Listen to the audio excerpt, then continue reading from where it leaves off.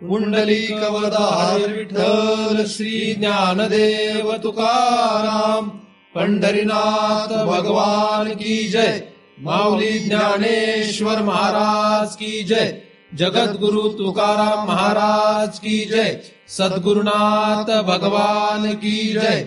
हरि ओम तत्सत।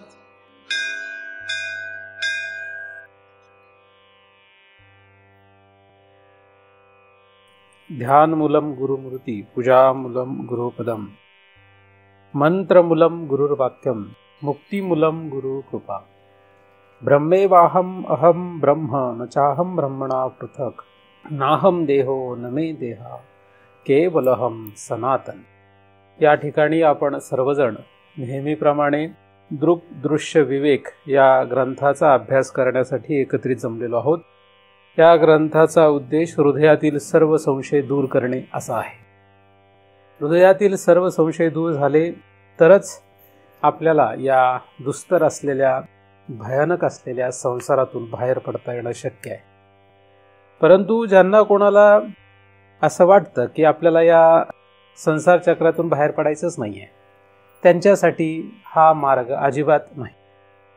आपल्या आचरणामधून जरी आपलं असं दिसत असेल की आपल्याला हा संसार चांगला वाटतोय, तर मात्र आपल्यासाठी हा मार्ग नाही, आपल्यासाठी हा ग्रंथ नाही। एखाद्याला जर आपण म्हणालो की तुला भूक लागली आहे, म्हणजे त्याला भूक लागत नसते, त्याला भूक लागली तर त्याला भूक लागते। त्याचप्रमाणे परमार्थाची सुद्धा गोडी जी आहे ही एखाद्याला आपण जाणून बुजून लावू शकत नाही।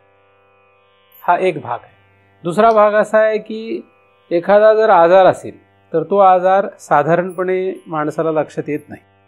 काहीतरी कारणाने त्याने आपलं जर ब्लड चेक केलं की मग त्याला लक्षात येतो की हा आपल्याला आजार आहे, आणि मग तो त्या आजाराला आधी त्या रिपोर्ट येण्याच्या आधीपर्यंत जाणत नसतो, पण रिपोर्ट येता क्षणी नुसत्या शब्दानेच त्याला कळतं काय की आपल्याला हा आजार आहे। प्रत्यक्षात त्याला त्या आजाराचे विषाणू पाहायला मिळत नाहीत, काहीच नाही।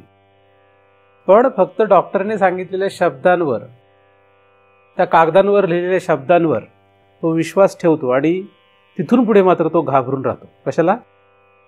त्या आजाराला। त्याचप्रमाणे शास्त्र आणि सद्गुरू यांच्या सांगण्यावरून आपल्याला भवरोग आहे हे आपण लक्षात घेतलं तर मात्र आपल्यासाठी हा ग्रंथ आहे। पण जो कोणी व्यवहारातही एखाद्या डॉक्टरच्या सांगण्याला किंवा रिपोर्टला सुद्धा घाबरत नाही आणि काय व्हायचं ते होऊ देत असं म्हणतो, त्याला कोणीच वाचू शकत नाही, त्याला तो आजारच उपयोगाला येणार आहे। त्याचप्रमाणे भवरोग जो आहे हा भवरोग आहे असं साधू संतांनी जरी सांगितलं, एखाद्या महाराजांनी जरी सांगितलं, तरी सुद्धा जर आपल्याला तो लक्षात येत नसेल तर त्याला हे दोघे सुद्धा काहीही करू शकत नाहीत। भवरोग आहे हे साधू संतांनी अनेक ठिकाणी अनेक पद्धतीने सांगितलेलं आहे, म्हणून यातून बाहेर पडण्याचा आपण प्रयत्न करायला पाहिजे। क्षणाक्षणा करा हाच विचार, तरावया पार भवसिंधू, असा आपल्याला उपदेश असल्यामुळे आपल्याला या भवपिढेचा विचार करणं नक्कीच गरजेचं आहे। भवपिढा ही दुसऱ्याला झाली आहे असा भाग असता तर आपण वेगळ्या रीतीने विचार केला असता, परंतु ही भवपिढा जी आहे ही आपल्याला आहे, स्वतःला आहे, हे पहिल्यांदा लक्षात घेतलं पाहिजे। दुसऱ्याला असेल नसेल तो त्याचा प्रश्न, त्याने काय करायचं हा त्याचा प्रश्न आहे, पण आपल्याला ही भवपिढा आहे म्हणून आपल्याला या भवपिढेचा, भवरोगाचा विचार करावा लागेल, त्याचं उत्तर शोधलं पाहिजे। असे ग्रंथ दृक् दृश्य विवेक सारखे यांच्याद्वारे आपल्याला भवपिढा, भवरोग नाहीसा करता येतो, म्हणून आपण या ग्रंथाचा अभ्यास करतो आहोत। आतापर्यंत आपण 17 श्लोकांचा अभ्यास केलेला आहे। 18व्या श्लोकाचा आपण अभ्यास करतो आहोत। 18व्या श्लोकामध्ये पहिल्या चरणाचा आपण अभ्यास केलेला आहे, दुसऱ्या चरणाचा आता आपण अभ्यास करतो आहोत। पहिल्या चरणामध्ये ब्रह्म आणि सृष्टी यांच्यामध्ये जो भेद आहे हा भेद झाकून टाकलेला आहे, आणि म्हणून त्यामुळे काय त्याचा परिणाम होतो याचा अभ्यास दुसऱ्या चरणाच्या दुसऱ्या भागामध्ये सांगितलेला आहे। तर दुसरा भाग म्हणजे या शक्तिस्तद्वशात ब्रह्म विकृतत्वेन भासते. असा हा दुसरा भाग आहे. यातील विकृत या शब्दाचा आपण विचार करत होतो. विकृत म्हणजे जे सुकृत नाही. विकृत या शब्दाचा अर्थ आहे जे योग्य नाही. अयोग्य असं करणं, अयोग्य असं करणं जे आहे त्याला विकृत असे म्हणतात. विकृत म्हणजे योग्य न दिसणे, योग्य नसणे, योग्य कृती नसणे, योग्य विचार नसणे, योग्य पदार्थ नसणे. जे कृती असो, क्रिया असो, कृती किंवा क्रिया असो, पदार्थ असो, विचार असो, जे काही योग्य नाही ते सगळं विकृत शब्दामध्ये जातं. म्हणजे विकृत शब्दाचा अर्थ फक्त कृती असं न घेता किंवा क्रिया असं न घेता आपण विचार, पदार्थ या सगळ्यांनाच विकृत या शब्दामध्ये बसवत आहोत. कारण की इथे ब्रह्म विकृत रूपाने भासतं असा दुसऱ्या चरणाचा अभ्यास आहे, दुसऱ्या श्लोकाच्या दुसऱ्या भागाचा अभ्यास आहे की ब्रह्म हे विकृत रूपाने भासतं. तर विकृत हा शब्द आपण साधारणपणे विचार करत होतो की विकृत कशाला म्हणायचं. आपण मागील वेळेस हा विचार केला की विकृत आपण ज्याला म्हणतो त्याला कदाचित दुसरा विकृत म्हणत नाही, दुसरा ज्याला विकृत म्हणतो त्याला कदाचित आपण विकृत म्हणत नाही. आणि अख्खं जग या गोंधळामध्ये पडलेलं आहे.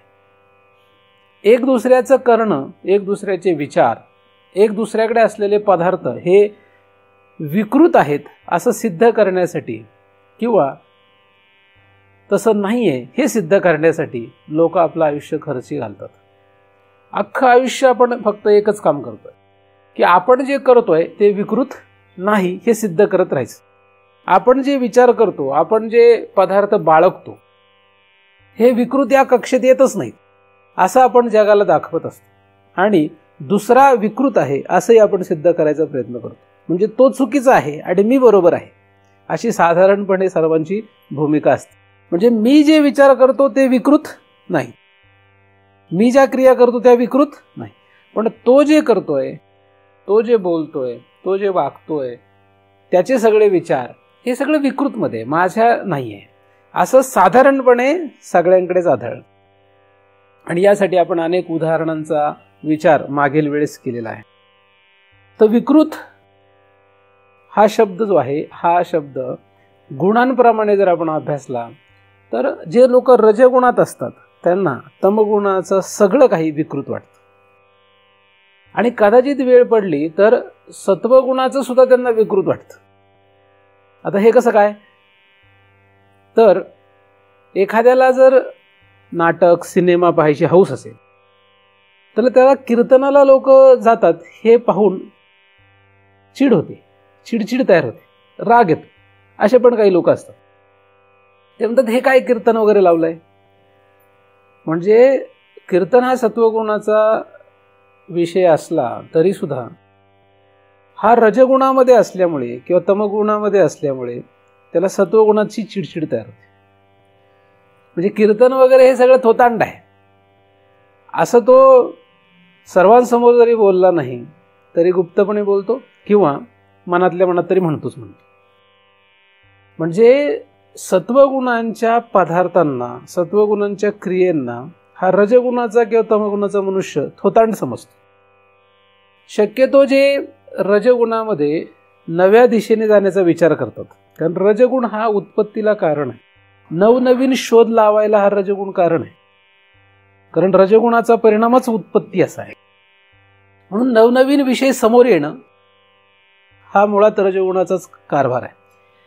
त्याच्यामुळे जे लोक नवीन नवीन शोध लावतात आणि नवीन नवीन दिशेने प्रगती करण्याचा प्रयत्न करतात, विज्ञानवादी जास्तीत जास्त, या लोकांना हे सगळं सत्वगुणाचे जे काही वेदशास्त्र असेल किंवा सत्वगुणाचे जे काही ग्रंथ असतील, सत्वगुणाचे जे काही विचार असतील, हे सगळे थोतांड वाटायला लागतात. एक कविता आम्हाला शाळेमध्ये होती, त्याच्यामध्ये असं त्या कवीचं मत आहे, नव्या युगाचे नायक आम्ही, धरू उद्याची उंच घोडी, पुराण तुमचे तुमच्यापाशी, ये उदयाला नवी पिढी.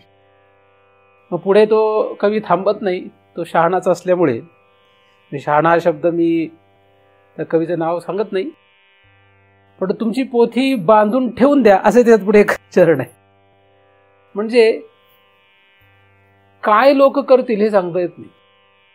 अर्थात लेखन स्वातंत्र्य असल्यामुळे, अर्थात आपण परमार्थ करणारे लोक असल्यामुळे तुम्हाला असं वाटलेलं की त्याचं चुकीचंच आहे आणि तो मूर्खच आहे. पण कितीतरी त्याच्या पाठीमागे लोक आहेत की जे म्हणतात त्याचं बरोबर आहे.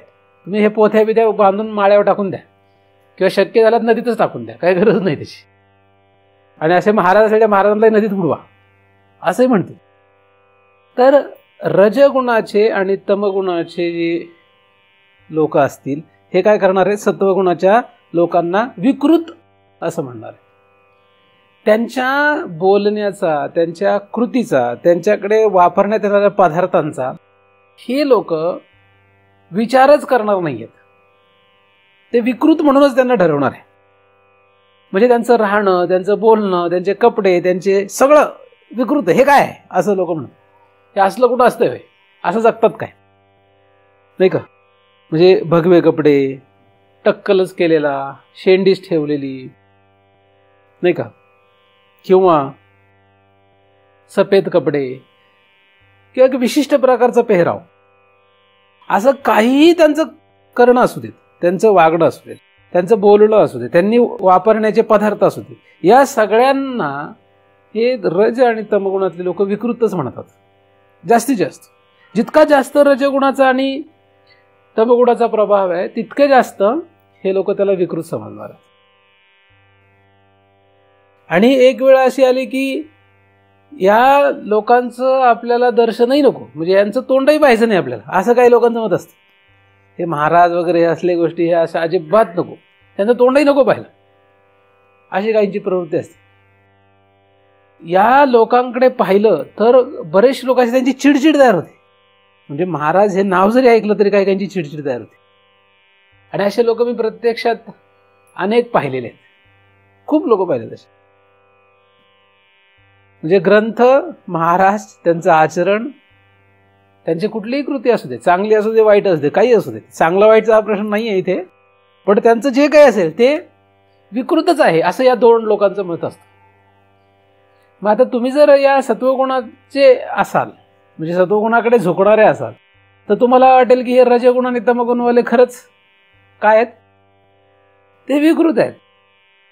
आपल्याला लगेच वाटतं हे लोक विकृत आहेत, कारण आपण या गुणाकडे झुकणारे आहोत म्हणून आपल्याला विकृत कोण वाटतं, हे दोघं विकृत वाटतात. म्हणजे आपण जर सत्वगुणाकडे असू तर आपल्याला रजगुणाचा आणि तमगुणाचा विकृत वाटतं. मग रजगुणाची माणसं म्हणजे संन्याशी जर मनुष्य असेल, आता आपण तर खरं न धड इकडे न धड तिकडे अशा स्थितीत आहेत, त्यामुळे आपल्याला सगळेच बरे वाटतात, नाही तर मग सगळेच विकृत वाटतात.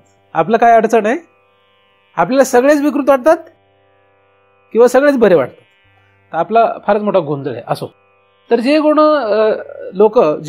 लोक सत्वगुणामध्ये प्रामुख्याने असतात, उदाहरणार्थ संन्याशी लोक, तर त्यांना गृहस्थेचं तोंड पण पाहायची इच्छा नसते. खरं तर बरेचसे संन्याशी असे असतात की गृहस्थ्यासोबत ते बोलत पण नाहीत, गृहस्थ्याची सावली सुद्धा त्यांना सहन होत नाही. गृहस्थी मनुष्याची सावली सुद्धा सहन करत नाहीत. गृहस्थी माणसाचा आणि त्यांचा जर काही कारणाने व्यवहार घडलाच तरी अस्पृश्य आहे अशा पद्धतीने ते गृहस्थीशी वागतात. म्हणजे प्रसाद जरी त्याला द्यायचा झाला गृहस्थ्याला तरी त्याचं लांबून वरून टाकतात, म्हणजे असं फेकावा असं टाकतात. म्हणजे गृहस्थी आणि त्यांचे विचार, त्यांचे कपडे, हे काही कपडे असतात का, असले कपडे घालतात होय. संन्यासी लोकांनी जर गृहस्थ्याचे कपडे बघितले तर ते त्या सगळ्या कपड्यांना सुद्धा विकृतच ठरवतात. कुठलेही कपडे असू दे, हे काय घातलंय म्हणतात.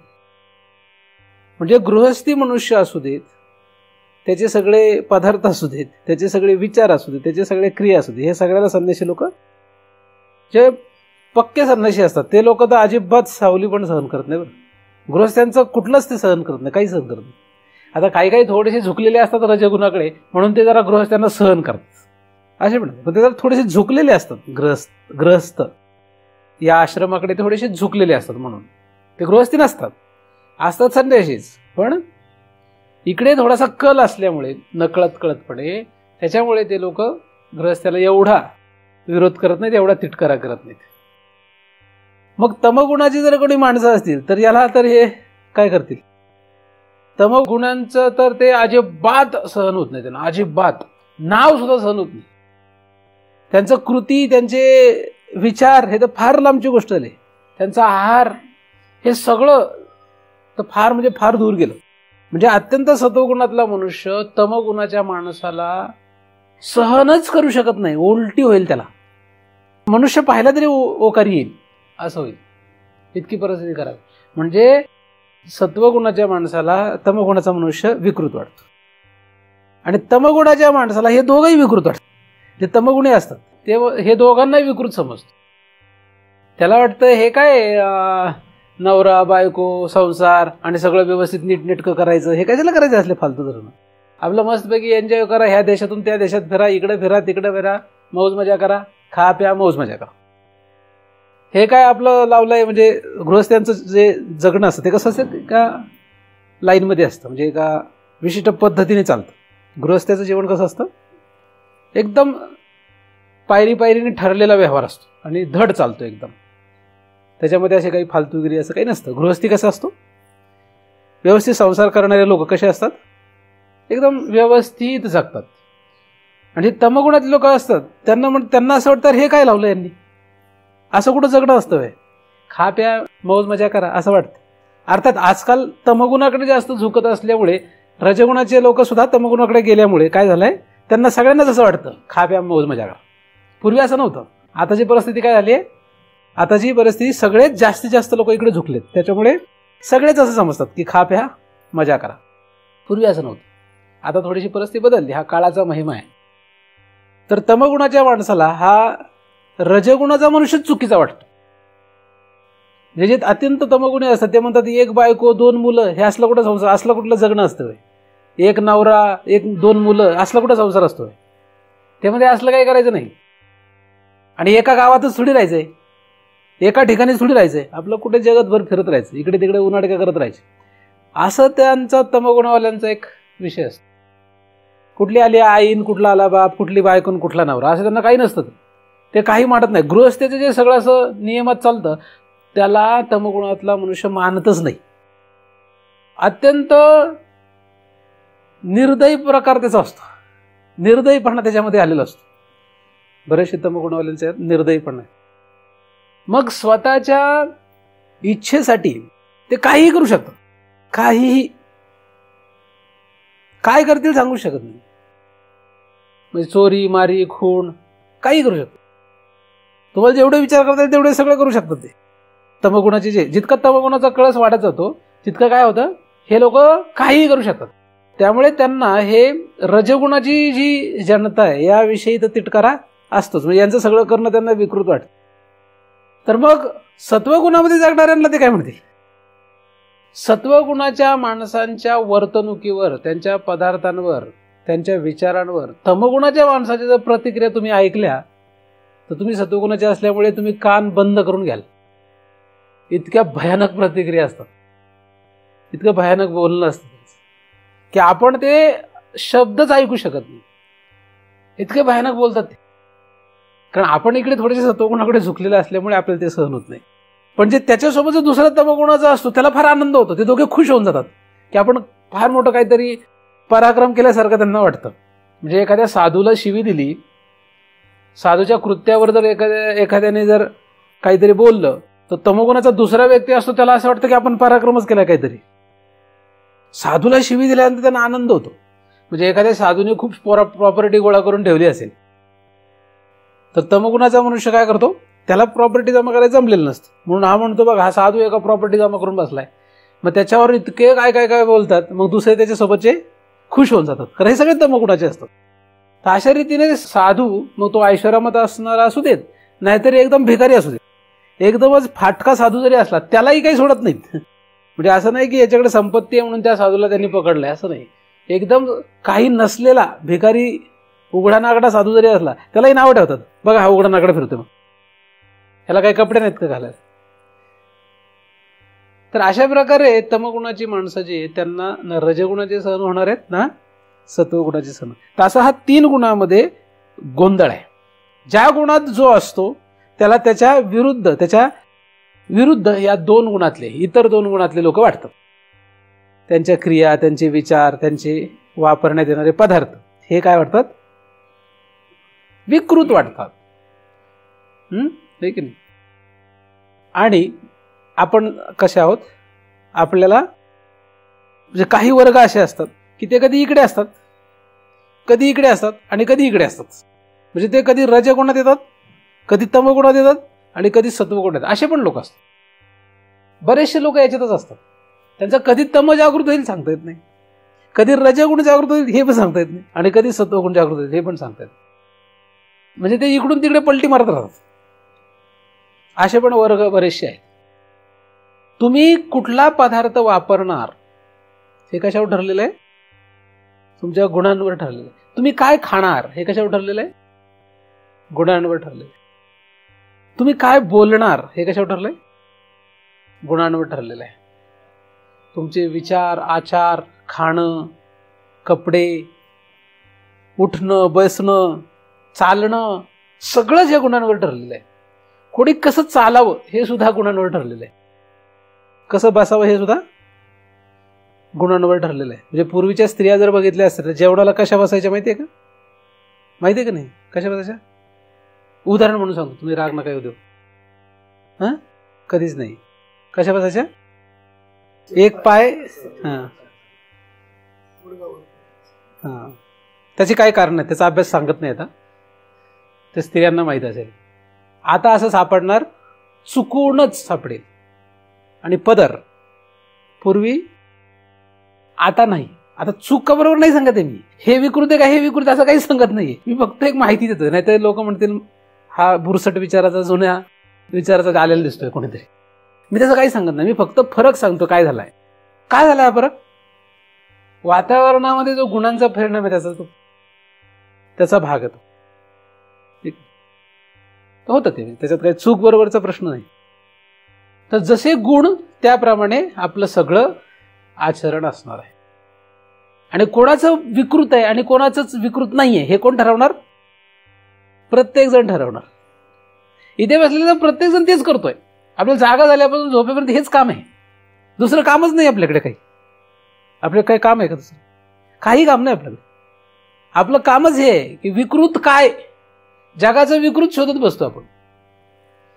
अख्ख्या जगाचं विकृत शोधायला आपल्याला जन्माला घातलंय. खरं तर जागा झाल्यापासून झोपेपर्यंत हेच काम आहे आपल्याकडे. मग हाच जर विचार आपण करत राहू तर ब्रह्मविचार कुठे आहे?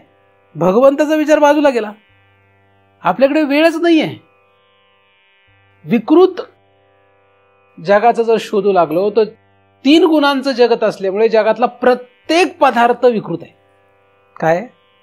मग तो रजगुणाचा असो, सत्वगुणाचा असो किंवा तमगुणाचा असो, प्रत्येक विचार विकृत आहे, प्रत्येक आचार विकृत आहे. चालणं, बोलणं, खाणं, पिणं हे सगळंच विकृत आहे. हे सगळं विकृत आहे. 3 गुणांपासून म्हणलेलं सगळं जगतच विकृत आहे. मग असं जर असेल तर कोणाचं बरोबर कोणाचं चुकीचं आहे? म्हणजे कुठलं विकृत आहे आणि कुठलं विकृत नाहीये याचा शोध घेत बसावं काय? पण आपण काय करतोय? हेच करत बसलोय. लोक एवढं करून सगळं, महाराज, एखादा महाराज असेल, त्या महाराजांनी त्याला ज्ञान द्यायचा प्रयत्न केला, तो महाराज त्यांना बोध करून चांगल्या चांगल्या गोष्टी चांगल्या चांगल्या ठिकाणी म्हणजे या विकृतच्या बाहेर नेण्याचा प्रयत्न करतो. हे लोक महाराजालाच विकृत ठरवतात. ते काय करतात? ह्या महाराजाच काही खरं नाही वाटतंय असं म्हणतात. त्याचंच काही खरं नाही होतं ना. असं मग कसं करणार? आता काय करणार? काहीच करू शकत. हा विकृत शब्द आलाच कसा? कुठून आला हा विकृत शब्द? विकृत म्हणजे दुसऱ्या गुणांना विकृत समजणं हे मूर्ख माणसाचं लक्षण आहे. आपण ज्या गुणात आहोत त्याच्यापेक्षा वेगळे जे गुण आहेत त्यामध्ये असणाऱ्यांना विकृत समजणं हे मूर्ख माणसाचं लक्षण आहे. मग तो सत्वगुणातला असला तरी मूर्खच आहे, रजगुणातला असला तरी मूर्खच आहे आणि तमगुणातला असला तरी मूर्खच आहे. हे तिघही मूर्खच आहेत. कारण हा विकृत शब्द आपल्यापेक्षा वेगळ्या गुणातल्या लोकांमुळे निर्माण झालेला नाहीये. पण असं वाटतं, जो सत्वगुणात असतो त्याला असं वाटतं विकृत म्हणजे रज आणि तमगुण, आणि त्याच्यातले सगळे लोक, त्याच्यातले विचार, त्याच्यातले सगळं आचार हे सगळं विकृत. म्हणजे तो विकृतची सिद्धी जी आहे ती दुसऱ्या गुणांमध्ये पाहतो. रजगुणातला मनुष्य तमगुणामध्ये आणि सत्वगुणामध्ये विकृतची सिद्धी करतो, आणि तमगुणातला मनुष्य सत्व आणि रजगुणामध्ये विकृतची सिद्धी करतो. म्हणून विकृत हा शब्द कुठे सिद्ध केलाय? आपल्यापेक्षा वेगळ्या गुणांमध्ये. आता जेव्हा आपल्यासारख्या माणसाची परिस्थिती येते, आपली परिस्थिती कशी असते, आपण एका गुणात धड राहत नाही, कधी रज कधी तम कधी सत्वगुणात जातो आपण. आपली परिस्थिती कशी असते, आपण जेव्हा सत्वगुणात असतो तेव्हा आपल्याला रज आणि तमगुणातले सगळे व्यवहार विकृत वाटायला लागतात. पदार्थ विचार आचार सगळे हे काय करायला लागतात, विकृत वाटायला लागतात. आपण रजगुणात आलो की आपल्याला मग संसार वगैरे छान छान वाटतं आणि मग महाराजाचंच काहीतरी चुकतंय असं वाटायला लागतं. आणि दरोडेखोर असेल तर त्याचं तर फारच चुकतंय असं वाटायला लागतं. आणि कधीतरी आपल्याला कोणाला तरी शिव्या देण्याची हौस आली, मारामारी करण्याची हौस आली की मग आपल्याला साधू नीट व्यवस्थित जगणारी माणसं म्हणजे संसार करणारी माणसं सुद्धा आपल्याला विकृत वाटायला लागतात. आपण म्हणतो शामळू माणूस येतो, भांडणं बिंड नाही करू शकत तो. असे मी लोक पाहिलेत. म्हणजे मारामारी करतात, हे मारामारी करतात. आणि एखादा गप्प आपला घरी निघून गेला, भांडणं करत नाही, काय नको भांडणं बिंड नको, आपलं आपलं घर बदार आहे, आपली बायको आहे, मुलं बाळ आहेत, नाही असंच आहे. म्हणजे त्याला कमी प्रतीचा समजतात, कारण यांचा तमगुण जागृत झालेला असतो. तर जेव्हा तमगुण जागृत होतो तेव्हा आपण या दोन गुणांचा विकृत म्हणून स्वीकार करतो, त्यांना विकृत म्हणून सिद्ध करून टाकतो. म्हणजे आपण बदलत राहतो सदैव. तर हा विकृत शब्द अशा रीतीने सिद्ध करावा ही फारच दयनीय गोष्ट आहे आणि हे चालणारच आहे. याच्यातून बाहेर पडणं अशक्य आहे. याच्यातून बाहेर पडणं कोणालाही शक्य नाही. तुम्हाला असं वाटत असेल की तुम्हाला याच्यातून बाहेर पडायचं आहे तर तुम्हाला अशा ग्रंथांचा अभ्यास करावा लागेल. का हा विकृत शब्द आला त्याचा विचार करावा लागेल. विकृत तुम्ही कशाला समजता आणि विकृत खरं काय आहे हे कळून घेतलं पाहिजे. मग तुम्ही म्हणा आम्ही रोज तेच करतोय, आम्ही तेच शोधतोय, नाही का, आपण तेच करतोय रोज. आपण विकृत शोधत चाललोय ना, का नाही शोधत? बऱ्याच वेळा आपण विकृत वागतो, पण वागताना आपल्याला विकृत आहे हे कळत नाही. पुढे गेल्यानंतर कळतं की आपण विकृत वागलो होतो. म्हणजे आपलं वागणं सुद्धा आपण विकृत ठरवतो. बरं, असं नाही की आपण दुसऱ्याचं ठरवतो. म्हणजे आपण काही तसे एकदमच निर्दयी असं नाहीये. दुसऱ्याचंच वागणं आपण विकृत ठरवतो असं नाही. आपलं स्वतःचं सुद्धा वागणं विचार हे आपण विकृत ठरवतो. फक्त त्या घडीला नाही ठरवलं तर उद्या ठरवतो की आपण हे चुकीचं बोललो, आपण हे चुकीचं वागलो, आपण हे चुकीचं केलं असं आपण ठरवतो. असं करायला नको. तर हे विकृत आचार विचार सगळे जे काही आहेत, विकृत पदार्थ जे आहेत, हे सगळे अशा रीतीने सिद्ध झालेत. पण या विकृत शब्दाला कारण हे नाही आहे.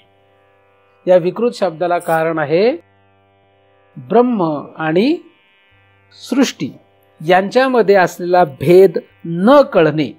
म्हणजे यांच्यामध्ये असलेला जो भेद आहे त्याच्यावर जे आच्छादन आहे त्याच्यामुळे हा विकृत शब्द आलाय. त्याच्यामुळे आला विकृत शब्द. या शक्तीस्तदवशात ब्रह्म विकृतत्वेन भासते. ही जी शक्ती आहे, आवरण शक्ती, झाकून टाकणे, ब्रह्म आणि सृष्टी यांच्यामध्ये असलेल्या भेदाला झाकून टाकल्यामुळे ही सृष्टी विकृत रूपाने भासायला लागलेली आहे. सृष्टी म्हणजे रज तम आणि सत्वगुणांनी युक्त असलेलं हे जग हे विकृत रूपाने भासू लागलं. आता विकृत रूपाने भासू लागलं असं म्हटल्यानंतर इथे या श्लोकामध्ये संपूर्ण जगतच विकृत आहे असं धरलेलं आहे. अर्थात इथे जगत हा शब्द नाही, इथे ब्रह्म हा शब्द आहे. ब्रह्म हे विकृत रूपाने भासू लागलं. तद्वशात ब्रह्म विकृतत्वेन भासते. ब्रह्म विकृत रूपाने भासू लागला. जग हा शब्द नाही आहे, पण अर्थात तो जग रूपाने आहे. ब्रह्म हे जग रूपाने भासतंय म्हणजे विकृत रूपाने भासतंय. ब्रह्म विकृत रूपाने भासू लागला म्हणजे ब्रह्म राहिलं नाही. काय झालं? जग झालं. ब्रह्म गायब, ब्रह्म गेलं, ब्रह्म कुठेही नाही. म्हणजे भगवंत देव राहिला नाही. देवाचा इथे कुठेही आता विचार नाही. देव किंवा ब्रह्म हे बाजूला गेलं आणि विकृत रूपाने तो देव, ते ब्रह्म जग रूपाने प्रकट झालं. आता जग रूपाने आलं म्हणजे हे जे जग आहे हे 3 गुणांयुक्त आहे. 3 गुण युक्त हे जग आहे. आणि जग म्हटलं आणि विकृत शब्द तिथे लावला की मग सत्व विकृत आहे का, रज विकृत आहे का, तम विकृत आहे? हे 3ही विकृत आहेत. काय? हे 3ही पण विकृतच आहेत. ब्रह्म जेव्हा विकृत रूपाने भासायला लागलं तेव्हा त्याला जग असं म्हणतात. ब्रह्मालाच काय म्हटलंय? ब्रह्म नाही म्हटलं, ब्रह्माला जग म्हटलंय. ब्रह्माचा विकृत भाव, ब्रह्म हे विकृत रूपाने भासणं म्हणजे कोण? जग. मग जगामधलं प्रत्येक गोष्ट विकृतच आहे. काही असो मग ती काय आहे? विकृतच आहे. म्हणजे एखादा तमगुणाचा व्यवहार करत असेल, तमगुणामध्ये जगत असेल तर तो काय? तो विकृतच आहे. रजगुणामध्ये एखादा जगत असेल तर तो सुद्धा विकृत आहे. आणि सत्वगुणात जगत असेल तर तो सुद्धा विकृत आहे. या तिघांना विकृत ठरवता आलं पाहिजे. या तिघांना विकृत म्हणण्याची धारिष्ठ्य पाहिजे. पण तसं होत नाही. आपण तिघांना विकृत ठरवत नाही. आपण एकाला तरी चांगलं म्हणतो आणि दोघांना कायम आपण जगताना काय करतोय? कोणाला तरी एकाला आपण चांगलं ठरवतो आणि बाकीचे विकृत ठरवतो. पण ब्रह्म जर विकृत रूपाने भासत असेल तर ब्रह्म हे जगत रूपाने भासतंय. जग हे पूर्णच विकृत आहे. एकदम तमगुणाचा मनुष्य तो भगवंत जाणण्याचा प्रयत्न करतो का? म्हणजे ब्रह्म जाणण्याचा प्रयत्न करतो काय? करत नाही. बरं, तो जग आणि ब्रह्म यांना दोघांना जाणण्याचा प्रयत्न करतो का? करत नाही. एकालाही जाणण्याचा प्रयत्न करतो काय? हो, तो फक्त जगाशी घेणं नाही त्याला. खरं तर तमगुणाच्या मनुष्याला जगाशी सुद्धा घेणं नाही. जग जाणण्याचा तो प्रयत्न करत नाही, देव जाणण्याचा प्रयत्न करत नाही. जग आणि देवामध्ये काही फरक आहे का? जग आणि देव दोन्ही कोणीतरी आहेत का? याच्याशी त्याला घेणं देणं नाही. म्हणजे तमगुणाच्या मनुष्याला ह्याच्याशी काहीही घेणं देणं नाही. तो फक्त जगतो, खातो, पितो, झोपतो. तमगुणाची माणसं काय करतात माहितीये? काही नाही, ते खातात, पितात आणि जगतात. का जगतोय? कशासाठी जगतोय? देव हा काही प्रकार असतो का? नसतो का? काहीही माहिती नाही, काही घेणं देणं पण नाही. असला काहीतरी विचार त्याच्याकडे नसतोच. ही संकल्पनाही त्याला शिवत नाही की देव. त्याला काही घेणं देणं नाही. त्याला माहितच नसतं, तो फक्त जगत असतो. म्हणजे त्याला या जगाशी ना या देवाशी घेणं देणं आहे. कोणाशीही घेणं देणं नाही आहे. असा हा तमगुणाचा मनुष्य. रजगुणाचा मनुष्य काय करतो? तो संसार करतो. आता संसार करताना त्याला देवाची गरज वाटते. म्हणजे ब्रह्म, देवाची त्याला गरज वाटते. कशासाठी गरज वाटते? देव आहे, देवाला शोधायचंय, देवाची प्राप्ती करायची, याची त्याला काही घेणं देणं नाहीये. अजिबात घेणं देणं नाही त्याला. देव आहे, देव नाहीये, देवाची प्राप्ती करायची आहे, देवाची प्राप्ती नाही करायची आहे, ह्या कुठल्याही प्रश्नाशी त्याला घेणं देणं नाही. त्याला फक्त घेणं देणं कशाशी आहे? बायको चांगली मिळाली पाहिजे, मुलं झाली पाहिजेत, मुलगा झाला पाहिजे, नाही झालं काय तर मुलगी तरी झाली पाहिजे, संसार नीट चालला पाहिजे, पैशाची व्यवस्था नीट झाली पाहिजे. हे सगळं धड चालावं म्हणून तो काहीतरी एक संकल्पना मानतो. देव असो, देवता असो, काय घेणं देणं. दगडाला सुद्धा देव मानतो. दगडाला शेंदूर पासून त्याला सुद्धा पूजा करतो, त्याची सुद्धा पूजा करतो. कशालाही तो भजतो आणि त्या भजण्याशी त्याला घेणं देणं नाहीये. ज्याला भजायचं त्याच्याशी घेणं देणं नाही. त्याला घेणं देणं कशी आहे? त्याला फक्त घेणं देणं कशी आहे?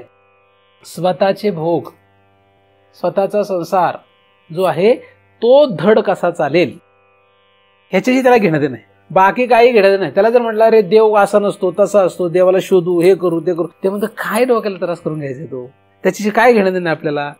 म्हणजे तो जे काही परमार्थाची साधनं करताना दिसतो तो खरं तर त्या परमार्थाची साधनं करण्यासाठी किंवा त्या साधनांद्वारे भगवंताला जाणण्यासाठी ती साधनं तो करत नाही. तो कशासाठी करतोय? संसार चालवण्यासाठी. म्हणजे पंढरपूरला गेला तर कशासाठी जातो? पाऊस नीट पडू देत, भरपूर शेतीत पीक निघू देत, असले सगळे प्रकार त्याच्या डोक्यात आहेत. बाकी त्याला काही घेणं देणं नाही. मग तो पंढरपूरला गेल्यानंतर जर त्याचं हे सगळे भाव पूर्ण होऊ शकले नाहीत, तो म्हणतो मग पंढरपूरच्या ऐवजी जरा शेजारी कुठेतरी दुसरा देव का बघतो. त्या देवाला नाही जमलं तर त्याच्यात दुसऱ्या देवाला, नाही का. तो काय करतो? त्याला देवाशी काहीच घेणं देणं नाही. हा असला काय तो असला काय, दगडाचा असला काय किंवा मातीचा असला काय, मातीचा असला काय, कागदाचा असला काय, त्याला काही घेणं नाही. देव कसला काय हे त्याला नकोच आहे. त्याला फक्त पाहिजे काय, त्याचा संसार धड चालला पाहिजे. मग तो कशालाही भसायला तर येईल. कुत्र्या मांजऱ्याला सुद्धा बसेल तो, कुत्र्याला सुद्धा तो टिक्का लावतो, कुत्र्याचे सुद्धा पाया पडेल तो, कोणाचेही पाया पडेल. त्याला काही घेणं देणं नाही, कारण त्याला देवाशी घेणं देणंच नाहीये. त्याला घेणं देणं कशाची आहे? बरेचसे लोक ह्याच्यात असतात. बरेचसे लोक काय आहेत, आपल्याला त्यांच्या घरात गेले तर असं वाटतं की केवढे देवाचे भक्त आहेत ते. त्यांच्या देवघराचं डोकावून बघितलं तर इतके देवदेवता असतात, केवढे मोठे भक्त असं वाटतं. असं वाटतं बरं, पण हे जमा कसे झालेले असतात सगळे, त्या सभेला सगळे आलेले कसे काय असतात, कशामुळे आलेले असतात माहितीये का? कोणीतरी त्याला सांगतं तू या देवाला भज म्हणजे तुझं ह्या सगळ्या इच्छा पूर्ण, तू या देवतेला भज म्हणजे तुझं हे सगळे इच्छा पूर्ण होते, तू असं असं कर, या देवाचा फोटो ठेव, या देवाची पूजा कर म्हणजे तुला असं असं मिळेल. ह्याला त्या देवाशी काही घेणं नसतं. त्याच्या देवाऱ्यात 1760 देव असतात आणि काय काय तर आपल्या पूर्वजांनी परंपरेनेच ठेवलेले आहेत. 7 देव, 9 देव, अजून किती असतात, 11. त्याशी सगळे कुळाचारच असतो, मोठे बरेच जमा करून ठेवले असतात.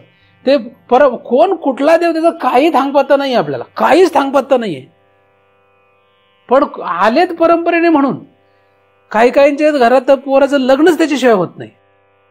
जे मोठ्या चुलत्याच्या घरातून फोटो आणल्याशिवाय लग्नच करू शकत नाही ते. त्या देवाला भजणे हा हेतू नाहीच आहे. हेतू काय? आपलं सगळं हे धडाकडे चालावं, नीटनेटकं चालावं. ताशी रजगुणातली गंमत आहे. ठीक आहे. तमगुणातल्या माणसाचं सांगितलं कसं असतं. रजगुणातल्या माणसाची अशी स्थिती आहे. रजगुणात आपण जास्तीत जास्त लोक आहोत. आता सत्वगुणाचा मनुष्य, सत्वगुणाच्या माणसाला बाँड्रीवरच्या माणसाचं सांगत नाही. आता एकदम सत्वगुणाचं, सत्वगुणाचं हा प्युअर सत्व, त्यांना फक्त एकशीच घेण्यात असतं, देव काय आहे.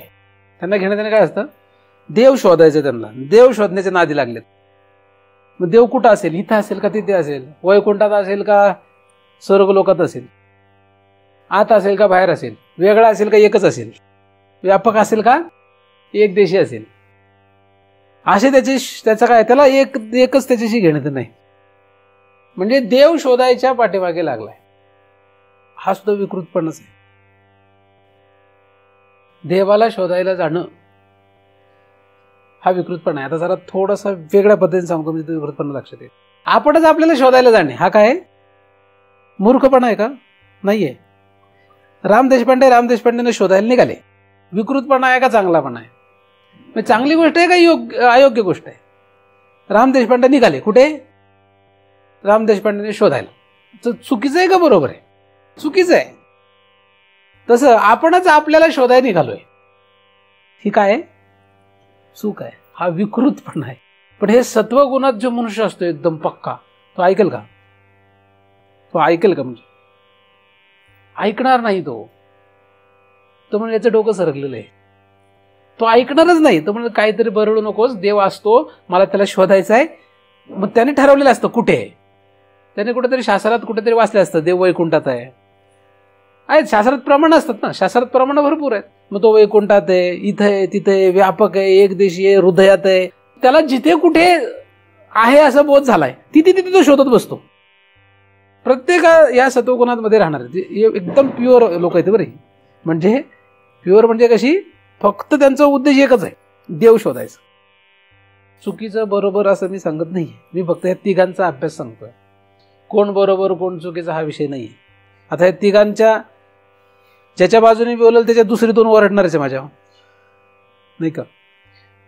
त्याच्यामुळे मी कोणाचीच बाजून नाहीये. तर हे देव जे आहे, ह्या देवाच्या नादी लागले ते सगळे, त्या देवाला शोधाय निघालेत. आणि हा विकृतपणा आहे. हा काय? हीच भूल आहे. कारण जेव्हा तो देवाला शोधायला निघतो तेव्हा दोन चुका करतो. दोन चुका केलेल्या आहेत त्याने. एक तर देवाला त्याच्यापासून वेगळा मानलाय, एक तर देवाला वेगळा मानलाय. ही पहिली चूक आहे. मग ती चूक जेव्हा तो सुधारेल तेव्हा भलं होईल त्याचं. दुसरी गोष्ट, तो स्वतःलाच जर देव मानत असला तर स्वतःला शोध करण्याची गरज नसते. पण हा शोधतो म्हणजे स्वतःचं अज्ञान स्वतः मांडतोच. म्हणजे तिथं अज्ञानाची तो सिद्धी करतो. स्वतःलाच मी ओळखत नाही ही तो काय करतो, चूक करतो तोच विकृतपणा आहे. आपणच आपल्याला ओळखत नाही हा विकृतपणा आहे. ही चूक तो करतो. म्हणजे स्वतःला देव समजून स्वतःचा शोध घेणारा असो किंवा देव माझ्यापासून वेगळा आहे, तो असा असा आहे असं समजून ते देवाच्या पाठीमागे लागणारा असू दे, तो सुद्धा विकृतच. असे हे 3 वर्गातले विकृत आहेत सगळे. आणि काही मध्ये असतात, कधी इकडं पण कधी तिकडं पण, काही असे पण गोंधळ असतात. म्हणजे कधी स्वतःचा शोध घ्यायला निघतात किंवा देवाचा शोध घ्यायला निघतात आणि कधी म्हणतात आमच्या बायका पोराचं पण जरा धड होऊ देत. आम्ही करतो हे सगळं तुम्ही सांगता ते, पण आमचं घर नीटनेटकं चाललं पाहिजे, असे पण असतात. म्हणजे बाउंड्रीवर असतात, कधी इकडं कधी इकडं. प्रत्येक बाउंड्रीवर काही लोक आहे. म्हणजे रज आणि सत्वगुणाच्या बाउंड्रीवर पण आहेत, रज आणि तमगुणाच्या बाउंड्रीवर पण आहेत, सगळीकडे असतात. कधी इकडून तिकडे येतात, तिकडून इकडे येतात, असं पण. काही सत्व आणि तमगुणाच्या बाउंड्रीवर पण असतात. म्हणजे सत्वातून डायरेक्ट तमत गुणात येतात, तमातून डायरेक्ट सत्वात येतात, असे पण असतात. कुठून कुठेही उडी मारू शकतात. त्यांची चूक नाही आहे, ते गुणांचा खेळ आहे हा. त्यांची म्हणजे आपली, मी पण त्याच्यामध्ये, तुम्ही पण त्याच्यामध्ये, आपण सगळेजण या संसारामध्ये आहोत ना, या सृष्टीमध्ये. तर आपण सगळे याचा एक भाग आहोत. विकृत जग, ब्रह्म हे जग रूपाने भासते, ब्रह्म हे विकृत रूपाने भासते. म्हणजे जग म्हणजेच विकृत. ब्रह्म हे कसे भासते? विकृत रूपाने भासते. आणि ब्रह्मच जगत रूपाने भासत असते. म्हणजे जग काय आहे? विकृत. मग जगातल्या कोणालाही वजा करता येणार नाही. मग विकृत शब्दाचा आपल्याला शोध घेत बसावं काय? अजिबात शोध घेत बसू नये. मग हे विकृत पण ज्या कारणाने आलं ते कारण घालवावं. ते कशामुळे आलंय? ब्रह्म आणि जग यांच्यामध्ये जो भेद आहे, हा भेद लक्षात न आल्यामुळे, यांच्यावर आच्छादन घातल्यामुळे. आता खरं तर जग आणि ब्रह्म असे 2 पदार्थ नसताना ते 2 पदार्थ मानायचे, त्यांच्यामध्ये भेद मानायचा, त्याच्यावर आवरण आलंय असं म्हणायचं आणि हा सगळा अभ्यास करायचा. खरी परिस्थिती काय? खरी परिस्थिती अशी आहे, 1 पदार्थ आहे का 2 आहे? म्हणजे जग आहे का ब्रह्म आहे? ब्रह्म आहे. आता खरं तर एकच ब्रह्म आहे, पण एक ब्रह्म आहे हा जरी सिद्धांत असला तरी ती परिस्थिती तशी राहिली नाही. परिस्थिती काय झाली? आपल्याला दिसतंय काय? जग. आपल्याला ब्रह्म दिसतंय का जग दिसतंय का विकृत दिसतंय? विकृतची दृष्टी आपली. आपण जग पाहत नाही, आपण काय पाहतोय? आपण विकृत. पहिले जग पाहायला शिका. पहिलं जग पाहायला शिकलं पाहिजे. मग जग पाहायला शिकलं की मग जग आणि ब्रह्म याच्यात काय फरक आहे हा लक्षात घ्यायला शिका. म्हणजेच ते आवरण काढण्याचा अभ्यास. मग ते आवरण काढलं की काय होईल? जग आणि ब्रह्म यात जो फरक आहे तो राहणार नाही. जगच राहणार नाही, फक्त ब्रह्म राहील. पण तिकडे जायचं असेल तर आपण कुठे आहोत याचा विचार करणे गरजेचं आहे. कुठून कुठे जायचंय असा आपला अभ्यास आहे. आपण कुठे आहोत? विकृत. मग सगळ्यात पहिलं काय सोडलं पाहिजे? सगळ्यात पहिलं विकृत सोडलं पाहिजे. विकृत हा शब्द आपल्याला पहिल्यांदा संपवला पाहिजे. जग या शब्दापर्यंत आलो पाहिजे. म्हणजे एखादा जर म्हटला हे चांगलं आहे का वाईट आहे, हे विकृत आहे का विकृत नाही आहे, तर काय म्हणावं? काय म्हणावं? काय? एखादा पदार्थ, एखादा विचार, एखादी क्रिया ही चांगली का वाईट, म्हणजे विकृत का विकृत नाही, असं जर आपल्या पुढे प्रश्न आला आणि तू येतोच रोज जागा झाल्यापासून झोपेपर्यंत प्रत्येक पदार्थाला, प्रत्येक विचारांना, प्रत्येक क्रियेलाच येतो. मग आपण आपल्याला काय म्हणावं? काय करावं? काय करायला पाहिजे? एवढा अभ्यास करणं गरजेचंच आहे. कारण सवय लागली आपल्याला ती, तर ती सवय आपल्याला काय करायला पाहिजे? मोडली पाहिजे. मग काय करायला पाहिजे? काय म्हणायला पाहिजे? जग आहे. काय म्हणावं? जग आहे. विकृत हा शब्दच नको. विकृत हा शब्द काढला पाहिजे. विकृत शब्द आपण तपासत बसलो म्हणून आपण खरं तर अडकत गेलेलो आहे. विकृत हा शब्दच राहिला नाही पाहिजे. जे आहे ते आहे. विकृत का विकृत नसणं हे तुमचं तुम्ही बघा म्हणायचं. तुम्ही ठरवा विकृत आहे का नाही आहे. आपण ठरवायचंच नाहीये. आपण कशालाही विकृत ठरवणार नाही. आपण कुठल्याही विचारांना, कुठल्याही क्रियेला, कुठल्याही पदार्थांना विकृत म्हणणार नाही. मग ती तमगुणाची क्रिया असो, तमगुणाचा पदार्थ असो, तमगुणाचा विचार असो, का रजगुणाचा असो का सत्वगुणाचा असो, आपल्यासाठी विकृत काहीही नाही. हे सगळं जगता अंतर्गत आहे. हे काय सगळं जगाच्या अंतर्गत आहे. म्हणजे एखादा जर तमगुणाच्या या व्यवहाराला जर विकृत म्हणत असेल तर आपण सत्वगुणाच्या पण ह्याला विकृतच म्हणत आहोत. एखादा सत्वगुणाच्या याला विकृत म्हणत असेल तर आपण रज आणि तमला पण विकृतच म्हणत आहोत. म्हणायचंय आपल्याला तिन्हींना विकृत म्हणा. म्हटलं तर तिन्ही विकृत आहे, नाहीतर तिन्ही विकृत नाही, तिन्ही जग या शब्दांतर्गत आहे. काय पण असं आपण तसं करत नाही. आपण काय करतोय, आपण कुठल्या तरी कोणाच्या तरी एकाच्या बाजूने आहे. मग ज्याच्या बाजूने तुम्ही राहाल तशी तुमची गती होणार आहे. तुम्ही कोणाच्या बाजूने राहता हे तुमचं तुम्ही ठरवा. तुम्ही जर तमगुणाच्या बाजूने राहणार तर तुम्हाला नरक ठरलेलाच आहे. तुमच्या वागण्यामध्ये, तुमच्या बोलण्यामध्ये नाही, तुमच्या वागण्यात, आचरणामध्ये जर तुम्ही तमगुणामध्ये असाल तर तुम्हाला नरक ठरलेला आहे. त्याला कोणीही अडवू शकत नाही.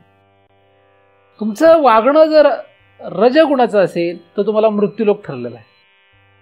मृत्यूलोकामध्ये मनुष्य ध्येय मिळेल या गैरसमजात राहू नये.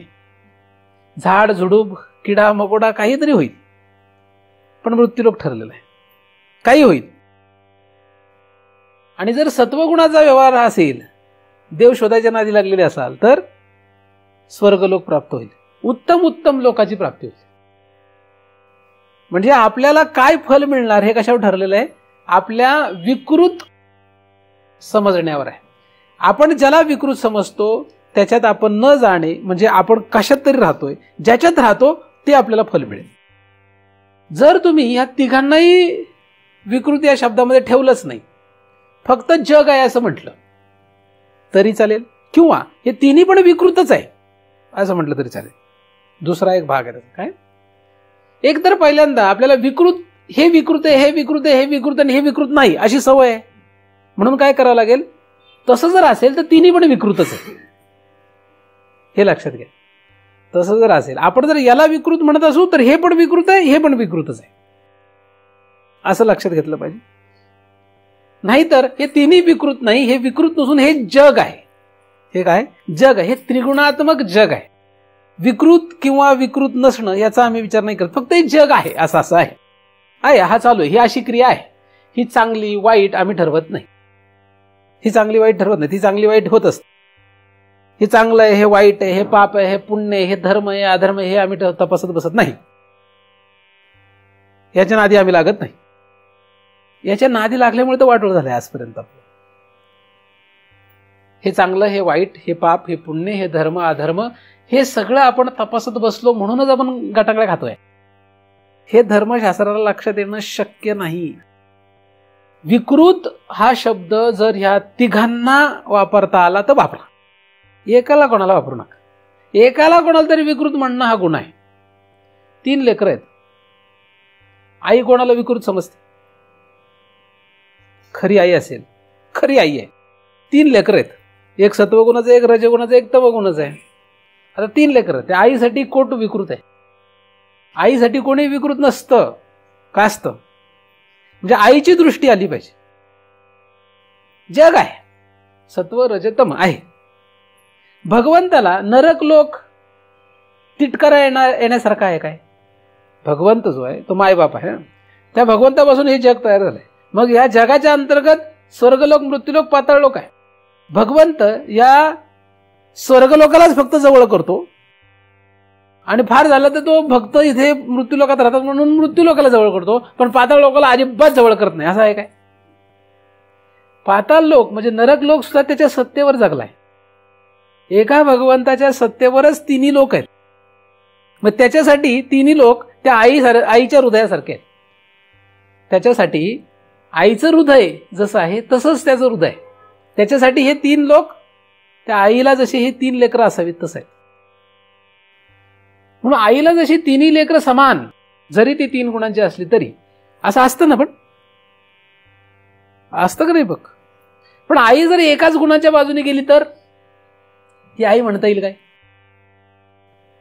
जगातली माणसं, जगातल्या वेगवेगळ्या 3 स्त्रिया ह्या 3 मुलांकडे त्यांच्या त्यांच्या गुणाप्रमाणे पाहतील. म्हणजे एक जर सत्वगुणाची स्त्री असेल तर ती सत्वगुणाच्या मुलाला चांगला म्हणेल, रज आणि तमवाल्याला विकृत म्हणेल.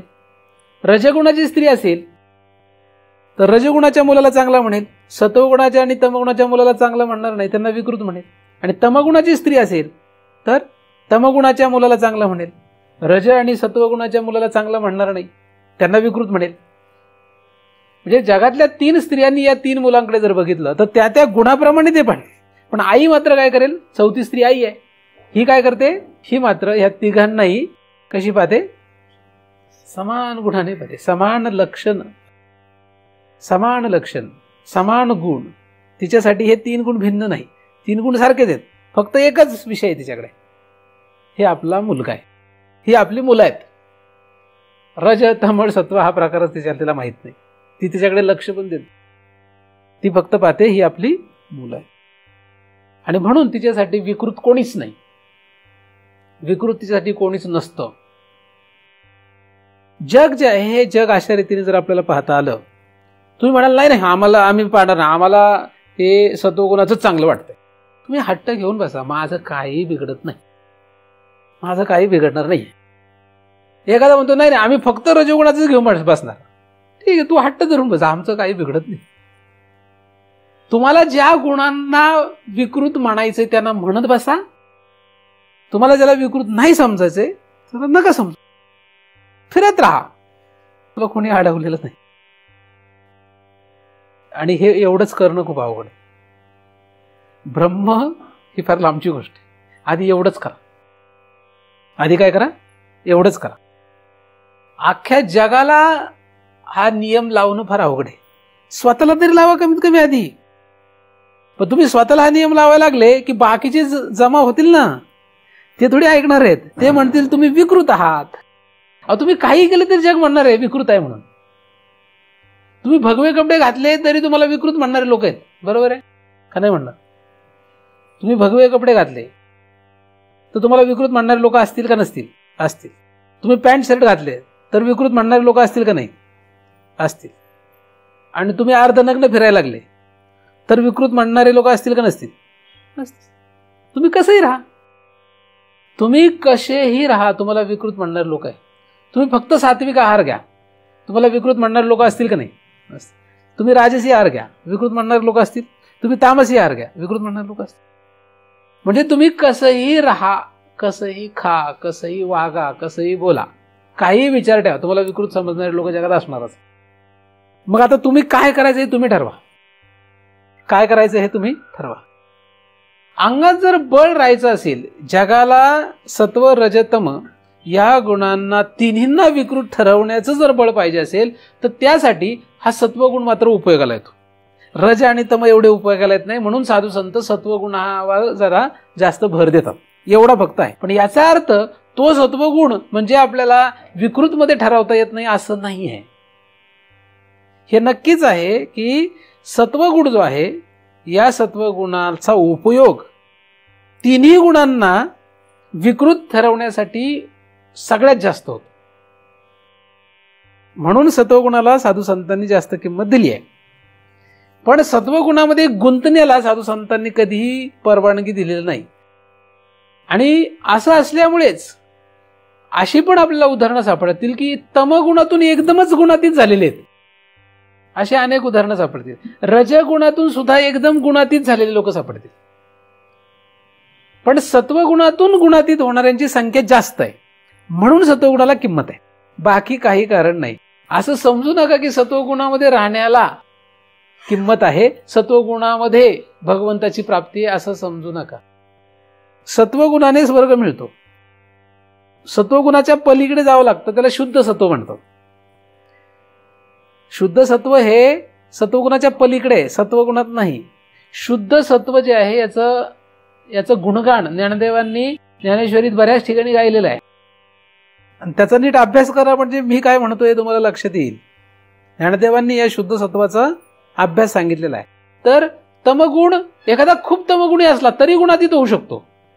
एखादा खूप रजगुणी असेल तो सुद्धा गुणातीत होऊ शकतो. एखादा सत्वगुणाचा असेल तो सुद्धा गुणातीत होऊ शकतो. म्हणजे तिन्ही गुणातल्या लोकांना गुणातीत होण्याचा अधिकार आहे. पण जास्त वर्ग कुठला आहे गुणातीत होणारा? सत्वगुणाचा आहे. म्हणून आपण सत्वगुण पाळावा, बाकी त्याचं काही कारण नाही दुसरं.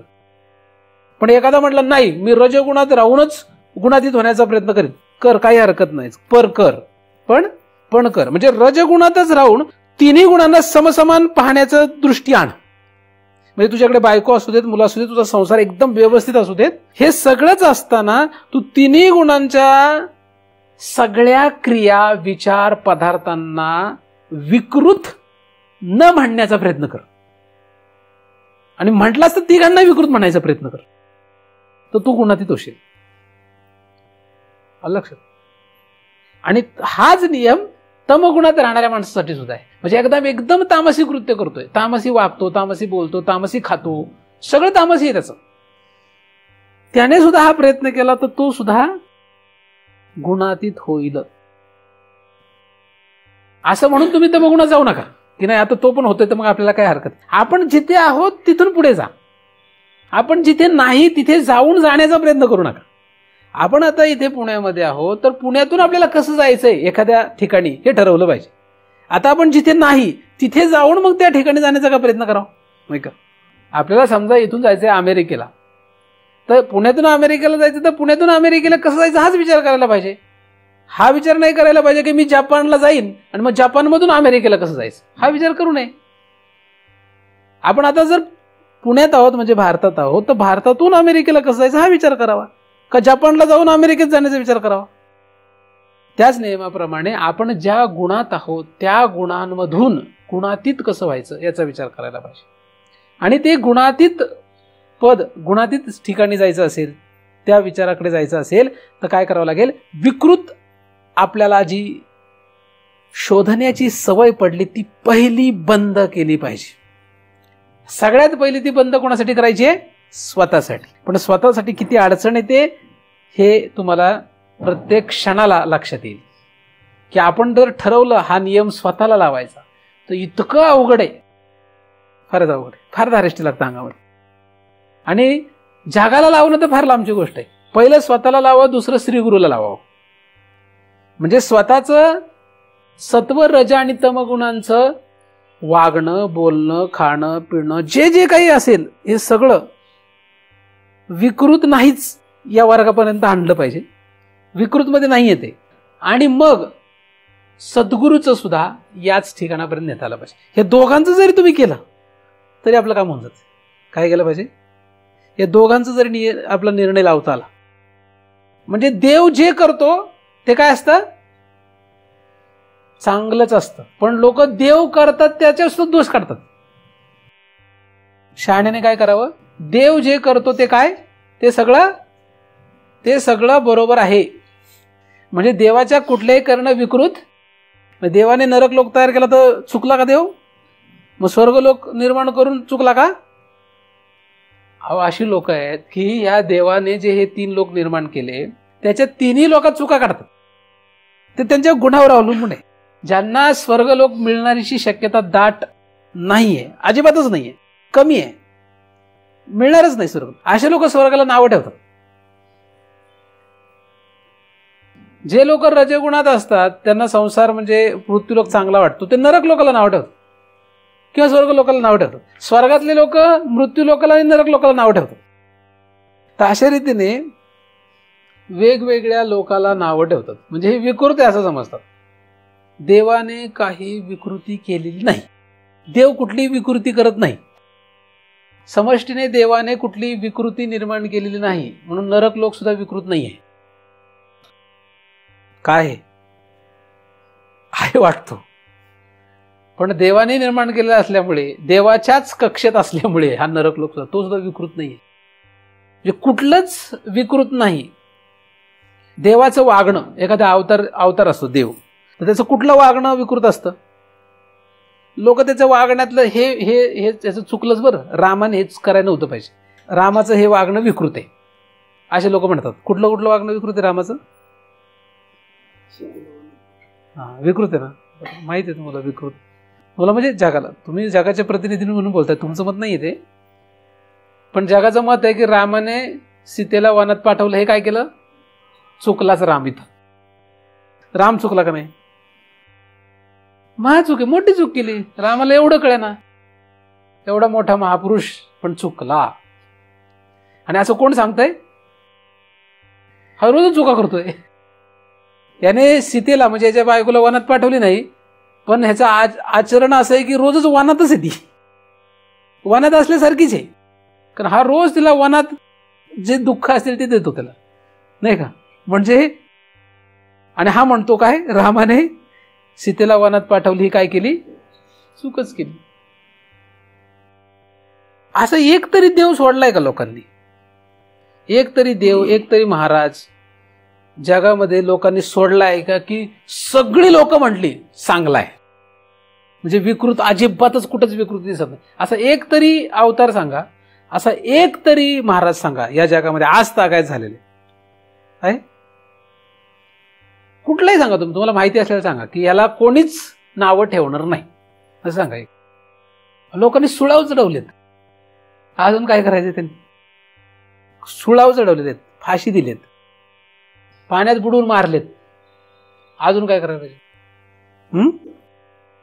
त्याच्यामुळे तुम्ही जर म्हटले की विकृत काहीच नाहीये, तर तुम्हाला लोक सोडतील काय?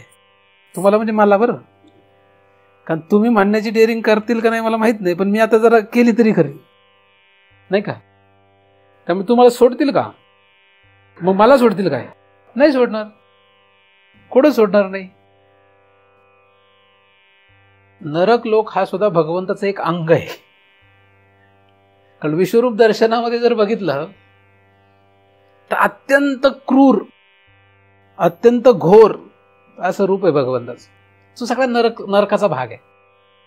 आणि आपल्याला जर भगवंताशी एकरूप व्हायचं असेल तर त्या सगळ्याशीच एकरूप व्हावं लागणार. फक्त चांगल्या चांगल्या भागाशी मी एकरूप होणार आहे असा काही गैरसमज करून घेतला असेल कुणी, तर त्याला हे काही कळणार नाहीये. तुमची नुसता विचार, तुमची नुसती समज तुम्हाला त्या त्या दिशेला पाठवत असते. ही सृष्टी इतकी विचित्र आहे. फक्त आपली समज आपल्याला त्या त्या दिशेला पाठवते. आपला नुसता विचार काय कुठे पाठवतो आपल्याला? आपण कुठल्या लोकाला जाणार, कुठे जाणार, काय करणार, हे सगळं आपण नुसती जी कल्पना करतो त्याच्यावर चालतं. कशावर चालतं? तुम्ही फक्त जी कल्पना कराल तसे लोक तयार होणार आहेत आणि तिथे तुम्ही तसे जाणार आणि तसे पदार्थ तयार होणार आहेत. इतकं सामर्थ्य आहे आपल्यामध्ये, आपल्या या कल्पनेमध्ये, आपल्या या विचारामध्ये एवढे सामर्थ्य आहे. तुम्ही तुमची जी समज कराल तिकडे जाणार. मग तुम्ही ज्याला विकृत म्हणाल तसे लोक तयार होतात आणि तुम्ही ज्याला चांगलं म्हणाल तसे लोक तयार होतात. तुमचं जसं करणं होईल त्याप्रमाणे त्या त्या लोकांना तुम्ही जाणार. आणि इकडे कुठंच जायचं नाही असं ठरवायचं असेल तर भगवंताकडे यावं लागेल. भगवंताकडे यायचं असेल तर ह्या सगळ्यांना पहिल्यांदा आपल्याला काय आहेत ते हे ठरवलं पाहिजे. तर जग जे आहे हे जग आपण विकृत रूपाने पाहतो, पण अख्खं जग विकृत रूपाने नाही पाहत. आपली सवय, आपण जगाला विकृत रूपाने पाहतो, म्हणजे जगाला आपण दोष रूपाने पाहतो, पण अख्ख्या जगाला विकृत रूपाने नाही पाहत. आपण आपल्याला जे पदार्थ आवडतात त्याला सोडून, आपल्याला जे विचार आवडतात त्याला सोडून, आपल्याला ज्या क्रिया आवडतात त्याला सोडून सगळ्याला विकृत समजतो. अख्ख्या जगाला विकृत समजत नाही.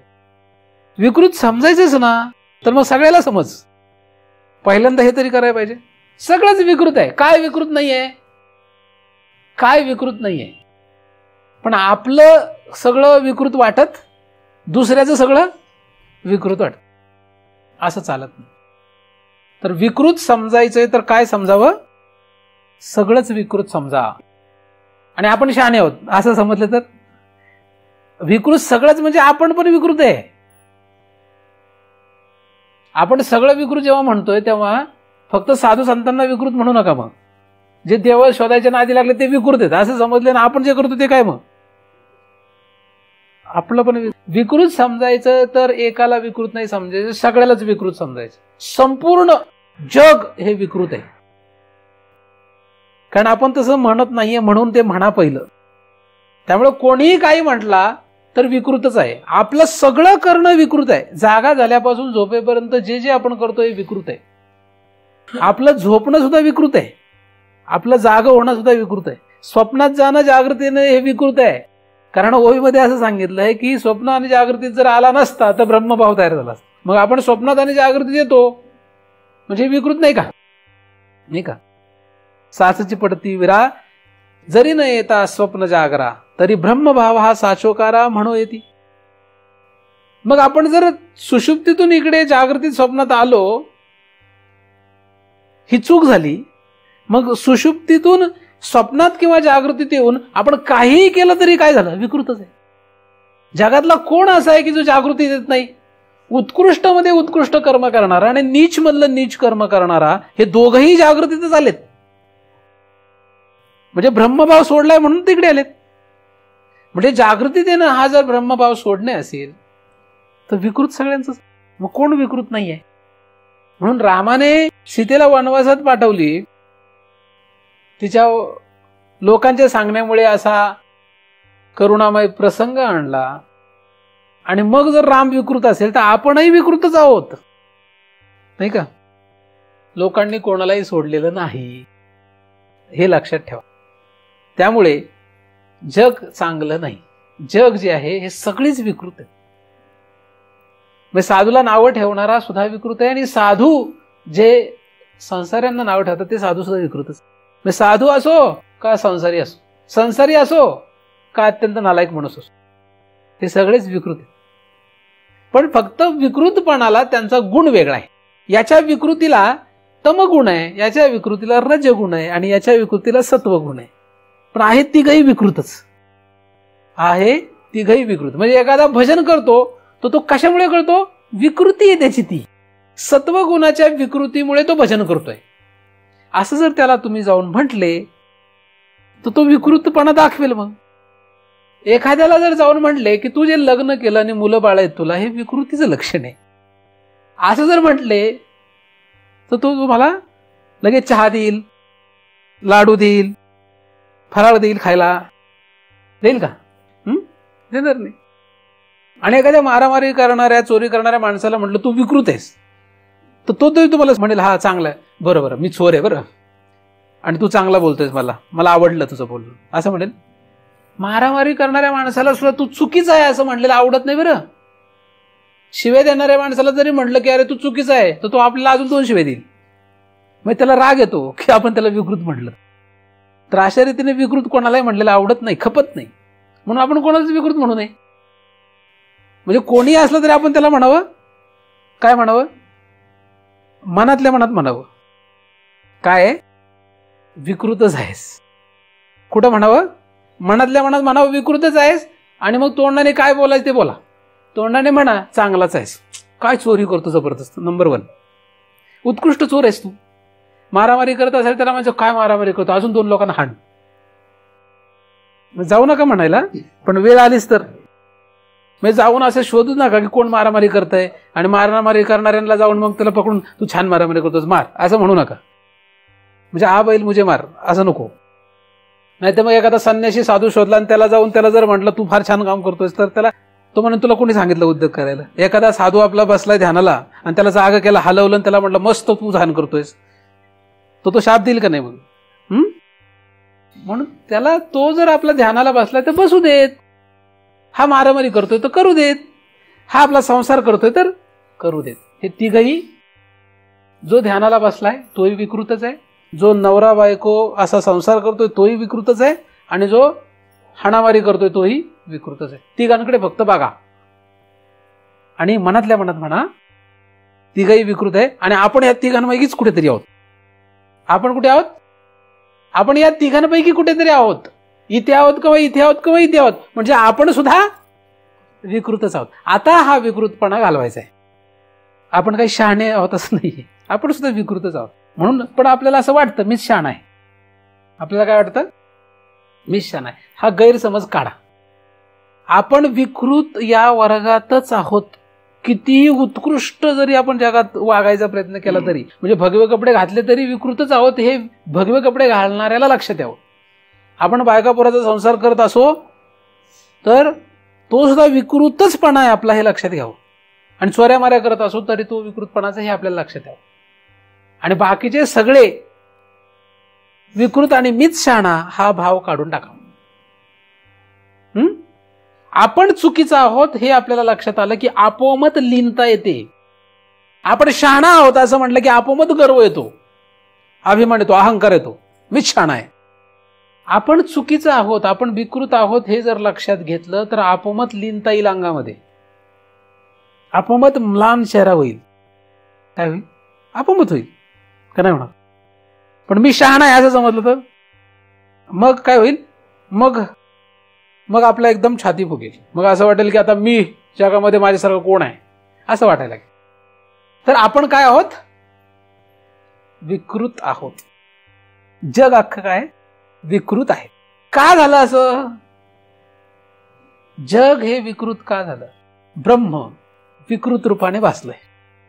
आपण विकृत का? आपण विकृत का ठरलो? विकृत मान्य केलं पाहिजे पहिल्यांदा आपलं. म्हणजे माझं महाराज होणं हे सुद्धा काय? विकृतपणा आहे. तुमचं संसार करणं सुद्धा काय? विकृतपणाच. आपण विकृतपणा आहोत, सगळे विकृत रूप आहोत.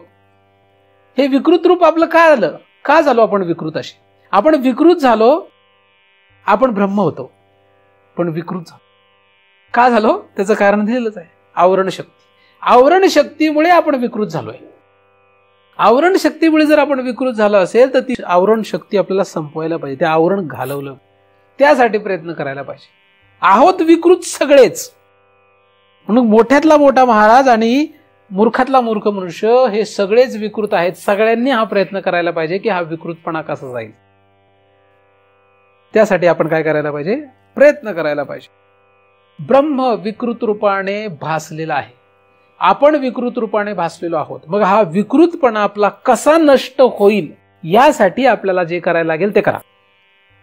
आता आपला विकृतपणा काय आहे हे ठरलं की मग आपण विकृतपणा कसा घालवायचा हे विचार करू. लोकांना वाटतं, साधारण जीवाला असं वाटतं की मारामारी करणं, शिव्या देणं हे विकृत आहे असं त्याला कळतं. ज्या दिवशी त्याला कळतं, कोणाची तरी सांगण्याहून कळतं. एखादे महाराज येतात, ते म्हणतात अरे बाबा शिव्या देणं चांगलं नसतं, चोऱ्या माऱ्या करणं चांगलं नसतं. मग ह्याला लक्षात येतं काय? हे काय आहे? हे विकृत आहे. आणि मग तो त्याच्यातून बाहेर पडतो आणि मग नीट वागायला लागतो. मग त्याला वाटतं हे विकृतपणा गेला. मग पुढे गेल्यानंतर त्याचं बायको असते, मुलं बाळा असतात, एकदम संसारामध्ये छान जगत असतो. मग अजून एक संन्यासी असे महाराज येतात, ते म्हणतात अरे काय तू वेड्यासारखा करतोस, कुठली बायको आणि कुठली पोरं, यांच्या कुठे नादाला लागला, वेडा आहेस का तू? त्यापेक्षा देवाच्या नादाला. मग हा म्हणतो अरे अरे अरे बायको मुलं हे विकृतपणा आहे. मग तो सोडतो सगळं, घरदार जाऊन गुहेत बसतो. गुहेत जाऊन बसतो, तिथे जाऊन बसतो तर आतमध्ये मन त्याचं उड्या मारतं. मन त्याला सांगायला लागतं अरे हे बायको बिको हे कुठला लय विकृतपणा. ह्या मनाच्या आतमध्ये जे असंख्य उत्पात आहे, काम, क्रोध, लोभ, मोह, मद, मत्सर हे सगळं विकृत आहे, ते घालव. मग तो ते घालवण्याचा प्रयत्न करतो. मग त्याच्या पुढे जातो तर जीव सापडतो. प्रवास कसा आहे? मग संन्यासी मोठ्यातला मोठा संन्यासी घेतला आणि त्याला खरं विचारलं तर तो म्हणतो अरे मी अजून लढाईच करतोय, मी अजून शोधतोय, अजून मला हे काम, क्रोध, लोभ, मोह, मद, मत्सर हे संपवायचे आहेत.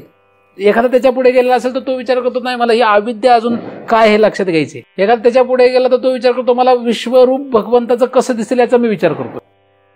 तर अशा रीतीने सगळे लोक काय आहेत की विकृतपणा घालवतायत. पण कुठला घालवतायत? त्यांना जे जे वाटलं तो घालवतायत. आपल्याला विकृतपणा कुठला वाटलाय, कुठला वाटायला पाहिजे तो आपण घालवणार आहोत, हे नक्कीच होणार आहे. तुम्ही ज्याला विकृतपणा समजता तो तुम्ही आज नाही तर उद्या घालवणारच आहात. तुम्ही ठरवून घेतलेलं तुमच्या आतमध्ये की याला विकृत म्हणायचं. आणि तुम्ही ज्याला विकृत समजताना तो विकृतपणा तुम्ही आज नाही तर उद्या घालवण्याचा प्रयत्न करणारच आहात सगळेजण. ज्याला आपला विकृतपणा कळलेला नाही त्याला सुद्धा ज्या दिवशी तो कळेल की हा माझा विकृतपणा आहे तो विकृतपणा घालवण्याचा उद्या प्रयत्न करेलच. हे जग तसंच चाललेलं आहे. मग आपण आपला विकृतपणा काय ठरवावा किंवा काय आपल्या विकृतपणाची व्याप्ती केवढी आहे हे लक्षात घेतली पाहिजे. आपला विकृतपणा केवढा आहे? फक्त तमगुणाचे व्यवहार, फक्त रजगुणाचे, फक्त सत्वगुणाचे नाही. सत्व रज तम या 3 गुणांचे सगळ्या क्रिया, सगळे विचार, सगळे पदार्थ विकृत आहेत. एवढं सगळं आपलं विकृत. त्याच्यामुळे आपल्याला काय आता फक्त एवढंच घालवायचंय असं आहे का? नाही, आपलं हे सगळंच नष्ट करायचंय. म्हणजे 3 गुणांचा प्रपंच नष्ट करायचा आहे आपल्याला. आपला विकृतपणा केवढा आहे? एवढा मोठा आहे. म्हणजे आपण नरकाला गेलो तर विकृत आहोतच, मृत्यूलोकाला आलो तर विकृत आहोत, आणि स्वर्गाला गेलो तरी विकृतच आहोत. म्हणून स्वर्ग नरक मृत्यूलोक कुठेही राहायचं नाही आपल्याला. म्हणून मजविन पाविजे स्वर्गू, तो अज्ञान्यांचा पुण्य मार्गू, ज्ञानी तया ते उपसर्गू हानी म्हणती. मग स्वर्ग जरी आपल्याला एखाद्याला प्राप्त झाला तरी तो सुद्धा हानी आहे, ती हानी झाली आपली. मग तो सुद्धा विकृतपणा आहे. म्हणजे उत्तमातला उत्तम लोक हा सुद्धा काय आपली हानी आहे, म्हणजे विकृत ठरवले त्याला सुद्धा. ब्रह्मादिक पद सुद्धा विकृत आहेत, हे आपल्याला सगळं साधू संतांनी सांगून ठेवलेलं आहे. म्हणजे उच्चतम लोक आणि उच्चतम पद ही सुद्धा हानीच आहे. मग काय करावं लागेल? मग हे लक्षात घेतलं पाहिजे की एवढं सगळं जर विकृत असेल तर ह्या विकृतपणाला सोडायला लागेल, आणि हा विकृतपणा आपण आधी स्वीकारावा लागेल. आपण जो विकृतपणा स्वीकारत होतो तो वेगळा आहे, आणि आता आपल्याला शास्त्र जे विकृतपणा सांगतंय तो निराळा आहे. आपण एवढे विकृत आहोत, मग एवढा विकृतपणा आपल्याला नष्ट करायचा आहे. त्यासाठी जे साधन लागेल ते करा, त्यासाठी जे शास्त्र, त्यासाठी जे साधू आपल्याला उपयोगाला येतील अशांचा संग करा. त्यांचा जर संग केला तर आपण याच्यातून बाहेर पडा. आणि स्वतःचा विकृतपणा सिद्ध करत बसू नका. आपलं सगळंच करणं विकृत आहे, आणि साधूचाही विकृतपणा सिद्ध करत बसू नका. साधूचं सगळंच करणं विकृत आहे, 3 लोकात असल्यामुळे. त्यामुळे विकृत हे का हे असं करत बसू, नाहीतर काय होणार आहे, तसं जर करत बसलो तर पुन्हा आपण खाली येणार, आणि पुन्हा मग रामाच्या या क्रियेवर आपल्याला बरं वाटेल आणि या क्रिया चुकीच्या वाटतील, कृष्णाच्या या क्रिया बरोबर वाटतील, या चुकीच्या वाटतील, ज्ञानदेवाच्या या क्रिया बरोबर वाटतील, या चुकीच्या वाटतील. ठीक आहे, असं आपलं अपमतच होईल. तसं होऊ नये, त्यांना दोष लागू नये, त्यांना आपण दोष देऊ नये, यासाठी आपल्याला पहिल्यांदा अशा रीतीने हे लक्षात घेतलं पाहिजे. अवतार पुरुष हा या विकृतीमध्ये अजिबात नसतो, जरी तो विकृतीत दिसत असला तरी. आपल्याला सुद्धा त्या पदापर्यंत, त्या अवस्थेपर्यंत पोहोचायचं आहे. त्यासाठी आपल्याला योग्य दिशा मिळणं गरजेचं आहे. तर या शक्तीमुळे, म्हणजे या आवरण शक्तीमुळे ते जे ब्रह्म आहे ते विकृत रूपाने भासू लागलं. म्हणजे 3 गुणाने, 3 गुणांच्या या संसाराने, 3 गुणरूपी या संसाराने भासू लागला, आणि तो भास आपल्याला नष्ट करायचा. याच्यामध्ये भास हा शब्द अत्यंत महत्वाचा आहे, पण त्याचा आपण अजून विचार केलेला नाही. फक्त विकृत या शब्दाचा आपण आतापर्यंत विचार करतोय. इथपर्यंत आपल्याला येता यावं. सगळंच विकृत आहे हे आपल्याला लक्षात यावं, आणि सगळंच विकृत आहे म्हणून मस्त मजेत राहावं असा काही आपला चुकीचा भाव होऊ नये. तर या विकृतीतून आपल्याला बाहेर पडायचंय हे लक्षात घेतलं पाहिजे. आपण विकृतीचा स्वीकार, सर्वच विकृत आहे असा स्वीकार विकृतीत राहण्यासाठी केलेला नसून या विकृतीतून बाहेर पडण्यासाठी करतो आहोत, हे विसरू नका. नाही तर म्हणाल की महाराजांनी सांगितले सगळंच विकृत, एन्जॉय. मी असं सांगितलेलं नाही. मी तुम्हाला हे सांगतोय की या विकृतीतून बाहेर पडायचंय, म्हणजे सत्वगुणाच्या विकृतीतून बाहेर पडायचंय. असं जेव्हा मी म्हणालो तेव्हा रज आणि तमगुणामध्ये राहायचंय असं मी सांगितलेलं नाही. या 3ही गुणांच्या विकृतीतून बाहेर पडायचंय असा आपला हेतू आहे. यासाठी आपणाला योग्य ती दिशा मिळवत, यासाठी आपणाला परम कृपाळू भगवंताची कृपा प्राप्त होत अशी भगवंताच्या चरणी प्रार्थना करतो, आणि त्याच्या कृपेने निर्माण झालेले चिंतन त्याच्याच चरणी अर्पण करून इथेच पूर्णविराम देतो. सुखिया